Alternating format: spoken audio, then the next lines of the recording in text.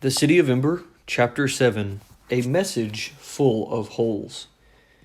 It was the printing that sparked Lena's curiosity. It was not handwriting, or if it was the neatest, most regular handwriting she had ever seen. It was more like the letters printed on cans of food or along the sides of pencils. Something other than a hand had written those words. A machine of some kind. This was the writing of the builders. And so this piece of paper must have come from the builders too. Lena gathered up the scraps of paper from the floor and gently pried open Poppy's fists and mouth to extract the crumbled wads. She put all of this into the dented box and carried it to her room. That evening, Granny and the baby were both asleep by a little after 8. Lena had nearly an hour to examine her discovery. She took the scraps from the box and spread them out on the table in her bedroom. The paper was thick. At each torn edge was a fringe of tangled fibers. There were many little pieces and one big piece with so many holes that it was like lace. The chewed bits were beyond saving. They were almost a paste. But Lena spread out the big lacy piece and saw on one edge of it, which was still intact, was a column of numbers. She collected all the dry scraps and puzzled over them for a long time, trying to figure out where they fit into the larger piece. When she had arranged them as well as she could, this was what she had. Instra egris. This offic dot in strict secure period of ears. Prepara made for in ha city as fall. Number 1. Ex riv ip orc. Number 2. Stone marked with E by R edge. Number 3.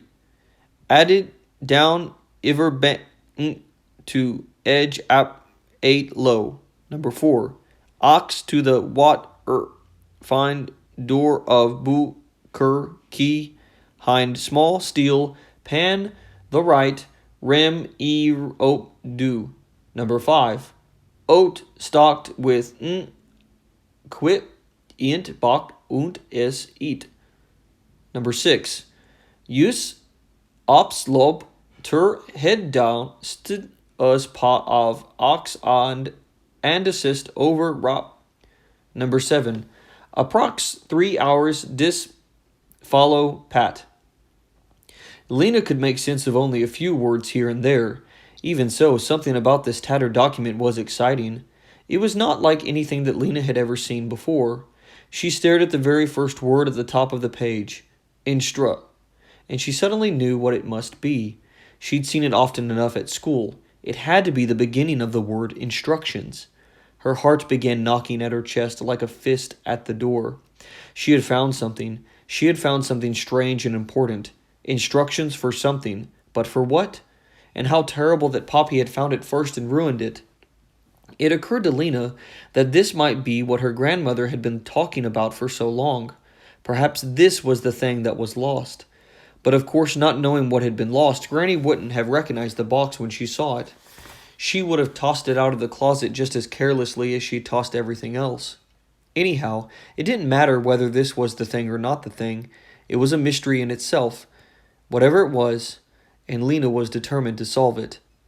The first step was to stick the scraps of paper down. They were so light that a breath could scatter them. She had a little bit of glue left in an old bottle. Painstakingly, she put a dot of glue on each of the scraps and pressed each one into its place on one of her precious few remaining whole sheets of paper. She put another piece of paper on top of this and set the box on top to flatten everything down. Just as she finished, the lights went out. She'd forgotten to keep an eye on the clock on her windowsill. She had to undress and get in bed in the dark. She was too excited to sleep much that night. Her mind whirled around, trying to think what the message she'd found might be. She felt sure it had something to do with saving the city. What if these instructions were for fixing the electricity or for making a movable light? That would change everything. When the lights went on in the morning, she had a few minutes before Poppy wakened to work at the puzzle, but there were so many words missing. How could she ever make sense of such a jumble of words? As she pulled on her red jacket and tied the frayed and knotted laces of her shoes, she thought about it. If the paper was important, she shouldn't keep it to herself. But who could she tell? Maybe the messenger captain? She would know about things like official documents. Captain Fleury, Lena said when she got to work, would you have time to come home with me later on today, just for a minute? I found something I'd like to show you. Found what? Asked Captain Fleury. Some paper with writing on it. I think it might be important. Captain Fleury raised her skinny eyebrows. What do you mean important? Well, I'm not sure. Maybe it isn't, but would you take a look at it anyway? So that evening, Captain Fleury came home with Lena and peered at the bits of paper. And she bent down and inspected the writing. Foal, she said. Ox, rim, aunt. What kind of words are these? I don't know, said Lena. The words are all broken up because Poppy chewed on them. I see, said Captain Fleury. She poked at the paper. This looks like instructions for something, she said. A recipe, I suppose. You see here, small steel pan? That would be what you use to cook with. But who would have such small, perfect writing? Well, that's the way they wrote in the old days, said Captain Fleury. It could be a very old recipe. But then why would it have been kept in this beautiful box? She showed the box to Captain Fleury. I think it was locked up in here for some reason, and you wouldn't lock up something unless it was important. But Captain Fleury didn't seem to have heard her. Or, she said, it could be a school exercise, someone's homework that never got turned in. But have you ever seen paper like this? Doesn't it look as if this came from someplace else, not here? Captain Fleury straightened up. A look of puzzlement came over her face. There is nowhere but here, she said. She put both her hands on Lena's shoulders. You, my dear, are letting your imagination run away with you. Are you overtired, Lena? Are you anxious? I could put you on short days for a while. No, said Lena, I'm fine, I am. But I don't know what to do about... And she gestured toward the paper. Never mind, said Captain Fleury. Don't think about it. Throw it away. You're worrying too much. I know. We all are. There's so much to worry about, but we mustn't let it unsettle us. She gave Lena a long look. Her eyes were the color of dishwater. Help is coming, she said. Help? Yes, coming to save us. Who is? Captain Fleury bent down and lowered her voice, as if telling a secret. Who built the city, dear? The builders, said Lena. That's right, and the builders will come again, and they will show us the way. They will? Very soon, said Captain Fleury. How do you know? Captain Fleury straightened up again and clapped her hand over her heart. I know it here, she said, and I have seen it in a dream. So have all of us, all of the believers. So that's what they believe, Lena thought, and Captain Fleury is one of them. She wondered how the captain would feel so sure, or could feel so sure about it, just because she'd seen it in a dream. Maybe it was the same for her as the sparkling city was for Lena. She wanted it to be true. The captain's face lit up. I know what you must do, dear. Come to one of our meetings. It would lift your heart. We sing. Oh, said Lena. Thank you, but I'm not sure well, maybe sometime. She tried to be polite, but she knew that she wouldn't go. She didn't want to stand around waiting for the builders. She had other things to do. Captain Fleury patted her arm. No pressure, dear, she said. If you change your mind, let me know. But take my advice. Forget about your little puzzle project. Lie down and take a nap. It clears the mind. Her narrow face beamed kindness down at Lena. You take tomorrow off, she said.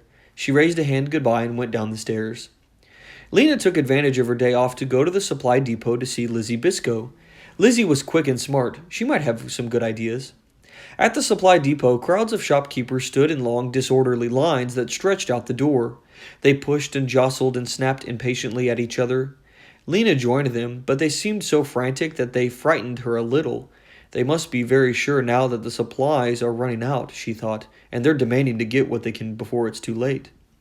When she got close to the head of the line, she heard the same conversation several times. Sorry, the clerk would say when a shopkeeper asked for 10 packets of sewing needles, or a dozen drinking glasses, or 20 packages of light bulbs. There's a severe shortage of that item. You can only have one. Or else the clerk would say, sorry, we're out of that entirely. Forever? Forever. Lena knew that it hadn't always been this way. When Ember was a young city, the storerooms were full. They held everything the citizens could want. So much it seemed the supplies would never run out. Lena's grandmother had told her that school children were often given a tour of the storerooms as part of their education. They took an elevator from the street level to a long, curving tunnel with doors on both sides and other tunnels branching off of it. The guide led the tour down the long passages, opening one door after another. "This area," he would say, "is canned goods.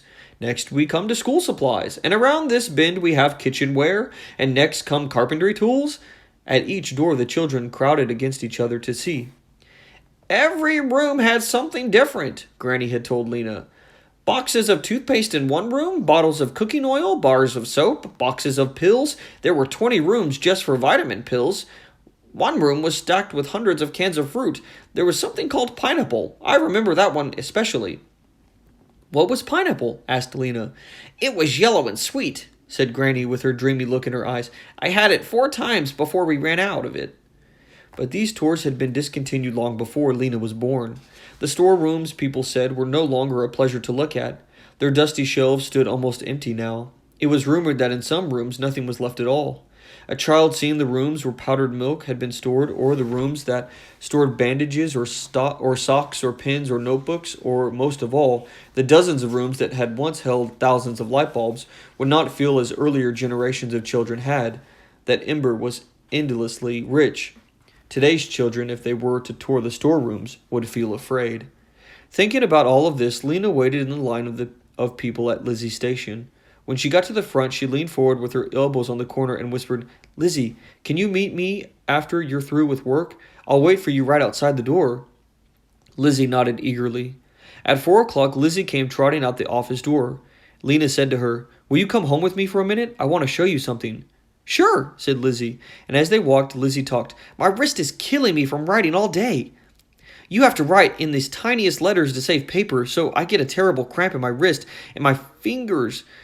And people are so rude. Today they were like worse than ever. I said to some guy, you can't have 15 cans of corn. You can only have 3. And he said, look, don't tell me that. I saw plenty of cans in the Pot Street Market just yesterday. And I said, well, that's why there aren't so many left today. And he said, don't be smart with me, you carrot head. But what am I supposed to do? I can't make cans of corn out of thin air.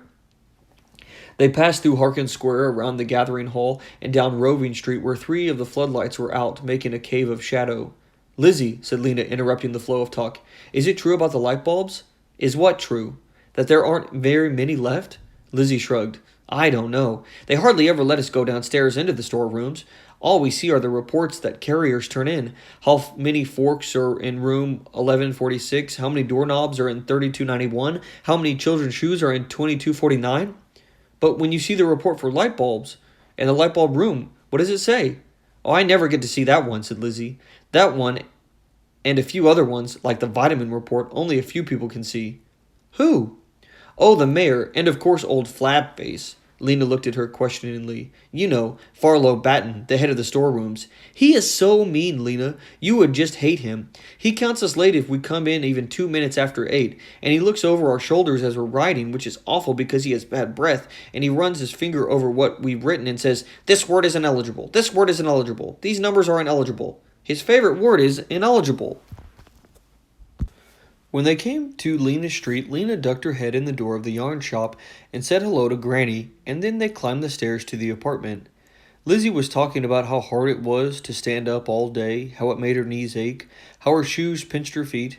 She stopped talking long enough to say hello to Evelyn Murdo, who was sitting by the window with Poppy on her lap, and then she began again as Lena led her into her room. Lena, where were you when the big blackout came? She asked, but she went right in on without waiting for an answer. I was at home, luckily, but it was scary, wasn't it? Lena nodded. She didn't want to talk about what happened that day.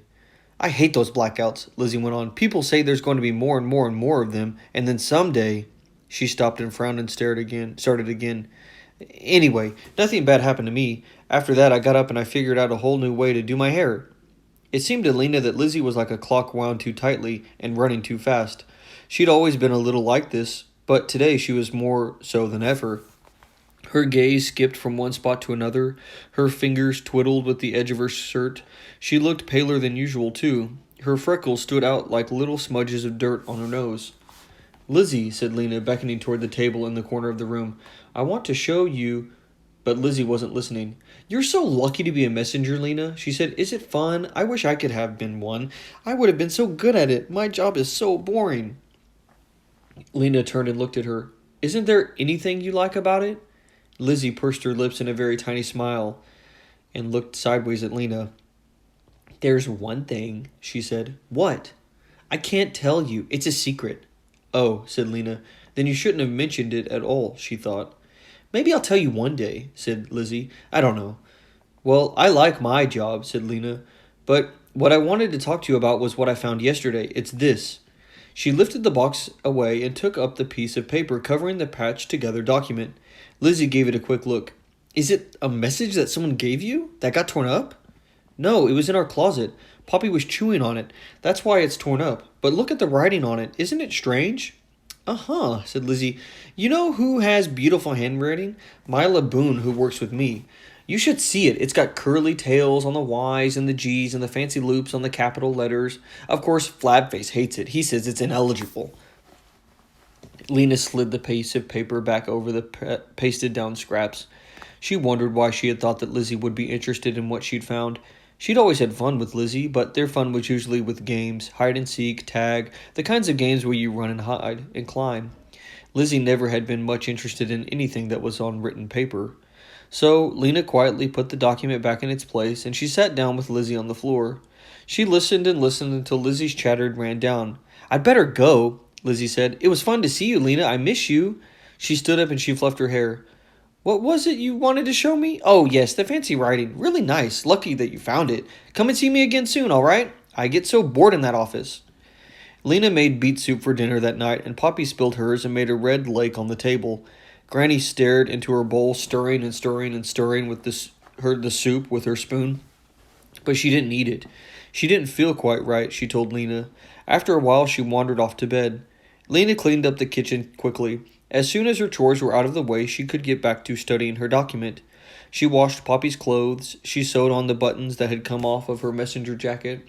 She picked up the rags and sacks and boxes and bags that Granny had tossed out of the closet, and by the time that she had done all of this and put Poppy to bed, she still had almost half an hour to study the fragments of paper. She sat down at her desk and uncovered the document.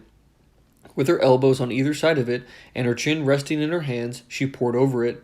Though Lizzie and Captain Flurry had paid no attention, Lena still thought that this torn-up page must be important. Why else would it have been in such a cleverly fastened box? Maybe she should show it to the mayor, she thought reluctantly. She didn't like the mayor. She didn't trust him either. But if this document was important to the future of the city, he was the one who should know about it. Of course, she couldn't ask the mayor to come to her house. She pictured him puffing up the stairs and squeezing through the door and looking disapprovingly at the clutter in their house and recoiling from Poppy's sticky hands. Oh no, it wouldn't do. But she didn't want to take the carefully patched-together document to the gathering hall either. It was just too fragile. The best thing to do, she decided, was just to write the mayor a letter. She settled down to do this. She found a fairly unspoiled half piece of paper, and, using a plain pencil, she wasn't going to waste one of her colored ones on the mayor. She wrote this. Dear Mayor Cole, I have discovered a document that was in the closet. It is instructions for something. I believe it is important because it is written in very old printing. Unfortunately, it got chewed up by my sister, so it is not all there, but you can still come and read bits of it, such as marked with E, fine door of Boo, small steel pan. I will show you this document if you want to see it. Sincerely yours, Lena Mayfleet, Messenger, 34 Quilliam Square. She folded the note in half and wrote, Mayor Cole, on the front. On her way to work the next morning, she took it to the gathering hall. No one was sitting at the guard's desk, so Lena left the note there, placed so that the guard would see it when he arrived. Then, feeling that she had done her duty, she went off to her station. Several days went by. The messages that Lena carried were full of worry and fear. Do you have any extra baby drink? I can't find it at the store. Have you heard what they're saying about the generator? We can't come tonight. Grandpa B won't get out of bed. Every day when she got home from work, Lena asked Granny, Did a message come for me? But there was nothing. Maybe the mayor hadn't gotten her note. Maybe he'd gotten it and paid no attention. After a week, Lena decided she was tired of waiting. If the mayor wasn't interested in what she'd found, too bad for him. She was interested. She would figure it out herself. Twice during the week when Poppy and Granny were both asleep, she'd had a little free time. She'd spent this time making a copy of the document in case anything happened to the fragile original. It had taken her a long time. She used one of her few remaining pieces of paper, an old label slightly torn from a can of peas. The copy was as accurate as she could make it, with the missing bits between the letters carefully indicated as dashes. She had tucked it under the mattress of her bed for safekeeping. Now she finally had a whole free evening. Poppy and Granny were both asleep and the apartment was tidy. Lena sat down at her table and uncovered the patched-together document. She tied back her hair so it wouldn't keep falling in her face, and she put a piece of paper next to her, blank, except for a little bit of Poppy's scribbling, to write down what she decoded. She started with the title. The first word she'd already figured out. It had to be instructions. The next word could be for. Then came egress. She wasn't sure about that. Maybe it was someone's name. Egressman? Egreston? Instructions for Egreston? She decided to call it the instructions for short. She went on to the first line. This offic doc. Probably meant this official document. Maybe secure meant secure or security. Then there was the words periods and ears and city. But after that, so much was missing. She studied the line next to the number 1, EXP. That could be expect or expert or so many things. She moved on to Riv. That might be part of the word like drive or strive. What about ip or orc? What could that possibly be? They were so close together that maybe they were part of the same word. What ended with IP? Whip? Lena thought. Trip, slip? What ended with orc? Fork came to mind. Immediately trip fork or slip fork. Nothing she could make sense of. Maybe it wasn't fork. What else ended in orc? Starting at the beginning of the alphabet, Lena went through all the words that rhymed with fork. Most of them were nonsense words. Bork, dork, gork, hork, jork. This wasn't going to work, she thought miserably. Oh, work! The word could be work. Then, what would the first part be? Trip work? Flip work? But maybe there were a letter between the P and the W. Dips work? Pips work? Suddenly it came to her. Pipeworks. Pipeworks! That had to be it. Something in this message was about the pipeworks. Lena looked back at EXP and Riv. Riv? That could be river. Rapidly she ran her eyes down the page. In line 3 she saw Iver Ink. That looked like riverbank. The word door jumped out at her from line 4. Hole on its scrap of paper. Lena took a quick breath. A door. What if it was the one that she'd wished for, the one that led to the other city? Maybe her city was real after all, and these were instructions for finding it. She wanted to leap from her chair and shout. The message had something to do with the river, a door, and the pipeworks. And who did she know who knew about the pipeworks? Dune, of course. She pictured his thin, serious face and his eyes looking out searchingly from beneath his dark eyebrows. She pictured how he used to bend over his work at school, holding his pencil in a hard grip, and how during free time he was usually off by himself in a corner studying a moth or a worm or a taken-apart clock. That was one thing, at least, that she liked about Dune. He was curious. He paid attention to things. And he cared about things, too. She remembered how he'd been on assignment day, so furious at the mayor, so eager to trade his good job for her bad one so that he could help save the city, and he'd taken Poppy inside his father's shop on the day of the blackout so she wouldn't be afraid. Why had she stopped being friends with Dune? She vaguely recalled the incident of the light pole. It seemed silly now, and long ago. The more she thought about Dune, the more it seemed he was the very person, the only person, who might be interested in what she had found. She placed the plain sheet of paper over the instructions and put the box on top. I'll go and find Dune, she thought. Tomorrow was Thursday, their day off. She would find him tomorrow and ask for his help.